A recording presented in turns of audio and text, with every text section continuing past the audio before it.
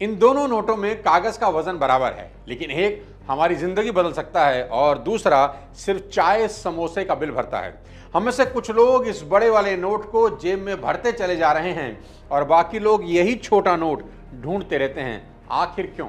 मैं आपको वो छुपे हुए सीक्रेट बताने वाला हूं जो स्कूलों में पढ़ाए नहीं गए, कॉलेज ने सिखाए नहीं और ऑफिस की गलियों ने आपसे छुपा कर रखे। आज मैं बात करूंगा गरीबी और अमीरी के कड़वे सच की। सुनाऊंगा आपको ऐसी 3 कहानियां जिनमें लोग मिट्टी से उठकर आसमान के सितारे बने, और फिर खोलूंगा मनी मैनेजमेंट का असली फॉर्मूला ताकि आपका पैसा आपके लिए पसीना बहाए। और मेरा चैलेंज है कि इस वीडियो के एंड तक अगर आपकी रगों में करंट ना दौड़ जाए तो डिसलाइक ठोक देना। ये चैनल सब्सक्राइब जरूर कीजिए, क्योंकि आज आप चैनल ही नहीं अपना मुकद्दर भी सब्सक्राइब करने वाले हैं। तो अपनी सीट बेल्ट बांध लीजिए और अपनी नोटबुक जरूर उठाइए, because the money roller coaster is leaving right now. दोस्तों, आपने भी सुना होगा India is the land of opportunity. Opportunity तो है, पर वो लोगों में बराबर नहीं बटी। ऑक्सफैम की 2024 रिपोर्ट कहती है कि आज हमारे देश का टॉप 1% देश की कुल दौलत का 40% अकेला पकड़ कर बैठा है और नीचे की आधी आबादी के पास सिर्फ 3% बचा है। यानी अगर इंडिया की पूरी दौलत रुपयों से भरे 100 कट्टे हों तो 1% लोग 40 कट्टे उठा ले जाते हैं और 70 करोड़ लोग बचे हुए सिर्फ 3 कट्टों पर धक्का मुक्की कर रहे हैं। लेकिन ये विडंबना सिर्फ हिंदुस्तान की नहीं, ये हर उस समाज की कहानी है जहां मनी गेम के रूल्स बेहद सीक्रेट रखे गए। मतलब किसी के पास यहां ज्यादा जानकारी है और किसी के पास बिल्कुल भी नहीं। तो असली लड़ाई यहां पैसे की नहीं, जानकारी की है। जिस इंसान को सबसे पहले और सबसे तेज इंफॉर्मेशन मिल जाती है वो सारा पैसा उठाकर अपने अकाउंट में मोड़ देता है, और जिन लोगों के पास इंफॉर्मेशन का अभाव है वो सब गरीबी का तमाशा देख रहे हैं। तो आज सबसे पहले समझते हैं गरीबी के वो ऐसे 5 अदृश्य जाल जिसके अंदर करीब करीब सारा हिंदुस्तान फंसा हुआ है। सबसे पहला जाल है फाइनेंशियल इलिटरेसी। देश में अभी भी बहुत से लोगों को सबसे कॉमन और सबसे जरूरी चीज कंपाउंडिंग इंटरेस्ट की ताकत का नहीं पता, जो इस दुनिया का 8वां बड़ा अजूबा है। बहुत आसानी से आज आपको समझा सकता हूं। अगर लोग 100 रुपया भी रोज इन्वेस्ट करें तो महीने के 3,000 और साल के 36,000 रुपए होते हैं। और ये मान लें कि ये इन्वेस्टमेंट आपको सिर्फ 12% का रिटर्न देगी, और साथ ही साथ आप हर साल दर साल इस इन्वेस्टमेंट में 12% बढ़ाते चले जाएं।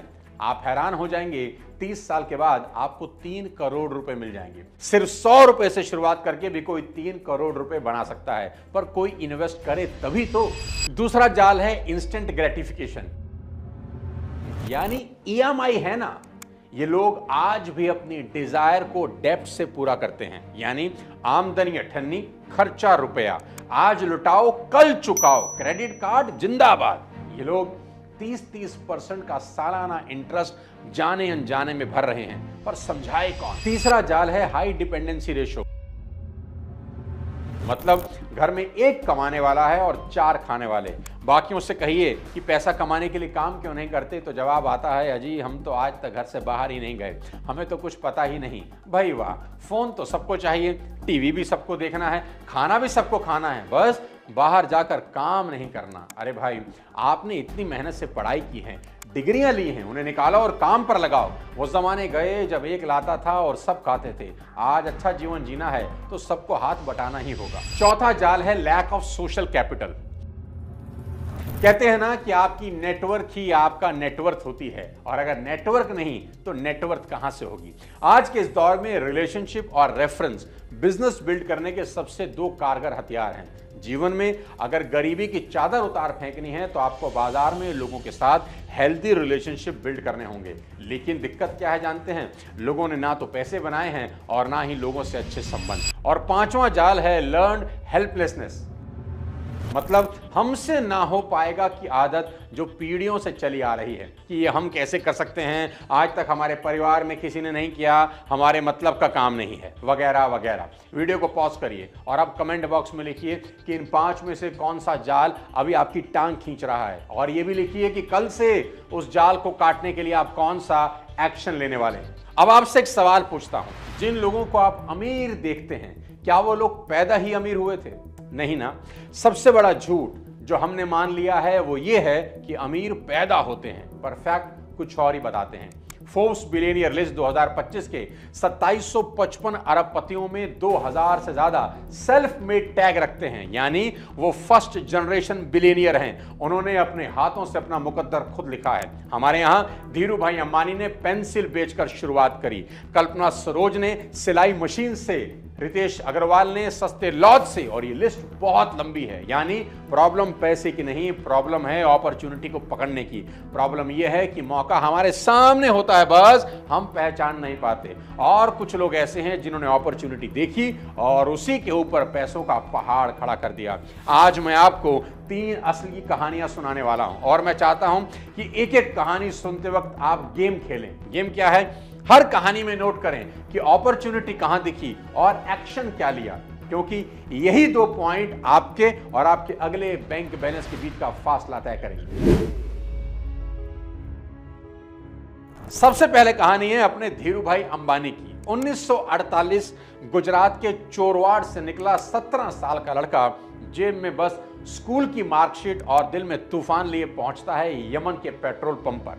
सैलरी कितनी है? 300 रुपया महीना। दिवाली पर उसकी मां को गरबा के लिए चूड़ियां चाहिए थी। उसने देखा कि यमन में चूड़ियां और बाकी सामान बहुत सस्ता है और भारत में महंगा।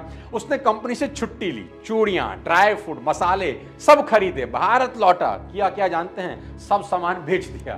जो प्रॉफिट हुआ उस प्रॉफिट से मां को चूड़ियां नहीं, सोने के कंगन पहना दिए। आंखों में चमक थी और दिमाग में बिजनेस प्लान का आइडिया आ चुका था। जीवन का पहला नियम बना लिया, जहां दाम में फासला दिखे वहीं पैसा छुपा होता है। 1958 में बंबई लौटकर मात्र 15,000 से रिलायंस कमर्शियल कॉरपोरेशन खड़ी कर दी।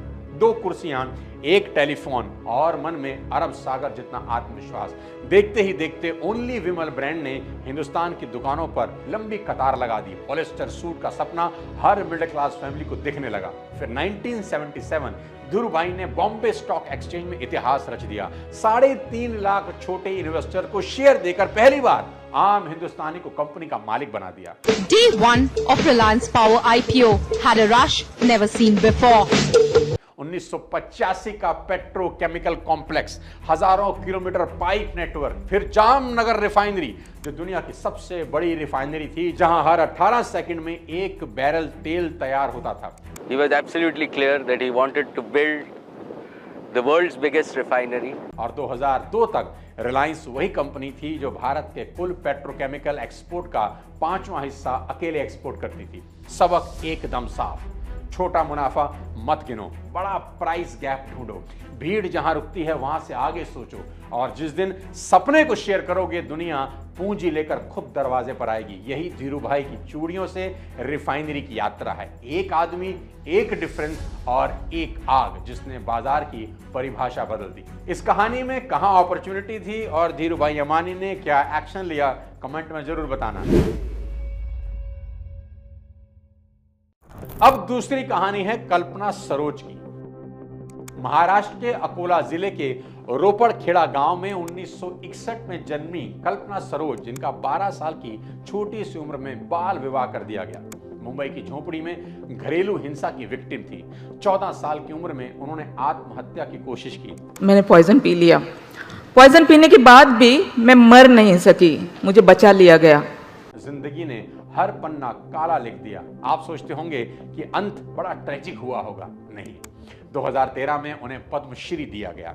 भारतीय महिला बैंक व IIM बेंगलुरु के बोर्ड में जगह मिली। वो टेडेक्स व UN मंचों पर युवाओं को असंभव को संभव बनाने का मंत्र देती हैं। आज उनकी निजी संपत्ति कोई 900 करोड़ रुपया है। कल्पना सरोज ने अपनी जिंदगी की स्क्रिप्ट खुद लिखी। रोज 2 रुपया मजदूरी पर गारमेंट कंपनी में काम किया। सरकारी लोन से सिलाई की दुकान चालू की। सिलाई मशीन से 3 रुपया प्रति ब्लाउज कमाए और फिर सरकारी लोन से फर्नीचर वर्कशॉप खड़ी कर 300 मजदूरों को रोजगार दिया। उनका सबसे चर्चित कारनामा 2006 का है। जब कमानी ट्यूब्स पर 116 करोड़ का कर्ज था। ये कंपनी 500 से ज्यादा मुकदमे और लिटिगेशन नोटिस पर लटकी थी। सारे खरीदार भाग चुके थे। सब बोले ये कंपनी डूबता जहाज है। कल्पना बोली डूबता जहाज है तो क्या हुआ, मैं कैप्टन बढ़िया हूं, पार लगा दूंगी। कल्पना सरोज ने वर्कर्स यूनियन, बैंकों व कोर्ट को एक मेज पर लाकर एक स्कीम समझाई। मजदूरों के बकाया 8.5 करोड़ चुकाए, 3 नई गैस फर्नेस लगाई और 2010 तक कंपनी को प्रॉफिट में मोड़ दिया। हिस्ट्री में यह पहला मौका था जब एक दलित महिला ने खस्ता हाल कॉर्पोरेट कंपनी को रिवाइव कर प्रोडक्शन पर ला दिया और आज वही ब्रांड खाड़ी देशों में प्रीमियम पर बिक रहा है। कोर्ट ने उन्हें द ओरिजिनल स्लमडॉग मिलेनियर कहा। वो कहा करती थी जब लोग डरकर भागते हैं वही वक्त भागने वालों के लिए रास्ता खोलता है। कहते हैं ना, हौसले का लोन जब सैंक्शन हो जाए तो ब्याज में दुनिया रिस्पेक्ट चुकाती है। आपके लिए फिर वही सवाल, इस कहानी में कहां अपॉर्चुनिटी थी और कल्पना सरोज ने क्या एक्शन लिया, कमेंट में जरूर बताइए। और तीसरी कहानी है रितेश अग्रवाल। ओडिशा के छोटे से कस्बे बिसमकुटुक में 13 साल सिम कार्ड बेचने वाला 17 साल का लड़का जब पहली बार दिल्ली आया तब जेब पतली थी पर सपने मोटे। वो दिल्ली की सड़कों पर 800 रुपए से 900 रुपए के सस्ते होटल ढूंढता ढूंढता एक प्रॉब्लम पकड़ता है। क्या कि अधिकतर होटल के कमरे खाली हैं पर ट्रैवलर को मिल नहीं रहे और रेट है अनाप शनाप। उसने सॉल्यूशन ढूंढा। एक ऐसा प्लेटफॉर्म होना चाहिए जो होटल के कमरों को वैसा ही स्टैंडर्ड, वही प्राइस प्रॉमिस और वही एक्सपीरियंस दे जैसे मैकडॉनल्ड का बर्गर, जिसे चाहे आप मुंबई में खाएं चाहे मुरादाबाद में, टेस्ट एक जैसा होगा। और फिर जन्म हुआ ओयो का।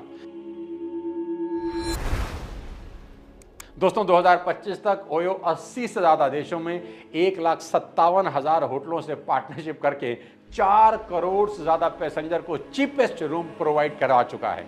कोविड पेंडेमिक के दौरान जब होटल इंडस्ट्री पूरी तरह आईसीयू में थी, रितेश अग्रवाल ने कमीशन मॉडल को subscription plus flexible revenue share में बदलकर मालिकों का फिक्स खर्चा 0 कर दिया। फिर ओयो 360 लॉन्च करके सब खेल बदल दिया। नतीजा यह हुआ कि सूने कमरों में ट्रैफिक लौटा, कंपनी ने पहली बार प्रॉफिट रजिस्टर किया और रितेश ने 1.5 लाख से ज्यादा होटलों को आईसीयू से उठाकर तेज रफ्तार रनवे पर पहुंचा दिया और साबित कर दिया कि जब बाजार ऑक्सीजन छीने तो टेक इनोवेशन ही असली वेंटिलेटर का काम करता है। सीख क्या मिली? बड़ी सिंपल है कि छोटा आइडिया अगर बड़ा पेन हल करे तो दुनिया फंडिंग खुद ब खुद दफ्तर तक पहुंचा देती है। यानी आपका दिमाग सोना उगलने वाली खान है, बस आपको सही इंस्ट्रूमेंट से खनन करना आना चाहिए। सवाल फिर वही, इस कहानी में अपॉर्चुनिटी कहां थी और रितेश ने क्या एक्शन लिया, कमेंट में जरूर बताइए।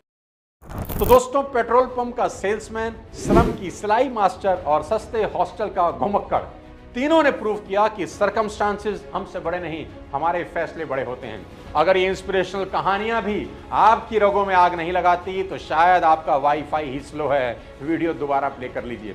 अभी लाइफ में चाहे जितनी गरीबी हो, जितनी इनइक्वालिटी हो या हौसले की कमी हो, याद रखो पैसा सबसे पहले दिमाग में उगता है, जेब में तो बस फसल काटनी होती है। अब उठो, एक्शन लो और अगली कामयाबी की कहानी तुम लिखो। हम सब पढ़ने को बेताब हैं। वीडियो अगर पसंद आया हो तो कम से कम अपने 5 जानने वालों को जरूर शेयर कर दें। अगले किसी और धमाकेदार वीडियो के साथ जल्द आपसे मिलता हूं। तब तक स्वास्थ्य का ध्यान रखें। जय हिंद।